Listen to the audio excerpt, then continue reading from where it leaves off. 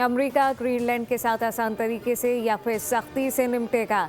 Denmark से deal करना चाहेंगे। वेनेजुएला के तेल पर अमेरिकी कंट्रोल का ऐलान कर दिया। बोले कि अमेरिका फौरी तौर पर वेनेजुएला के 5 करोड़ बैरल तेल की रिफाइनरी और फरोख्त शुरू करेगा। चीन और रूस हमसे तेल खरीद सकते हैं। पाकिस्तान और भारत समेत 8 जंगें रुकवाई। अमेरिकी मुदाखलत का मतलब ईरान में फौज उतारना नहीं। ईरान इस वक्त मुसीबत में है।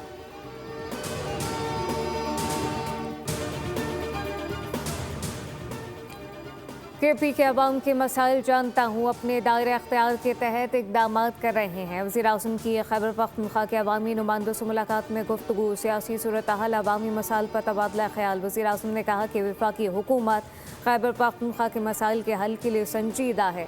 तरक्याती मनसूबों की बरवक्त तकमील तरजीह है। नौजवान पाकिस्तान का मुस्तकबिल है। लैपटॉप पॉलिसी जारी रहेगी। जबकि शुरा ने कहा कि खैबर पख्तूनख्वा हुकूमत गवर्नेंस में नाकाम हो चुकी। सेहत, तालीम और इंफ्रास्ट्रक्चर पर केपी हुकूमत की कोई वाज़ेह पॉलिसी नहीं।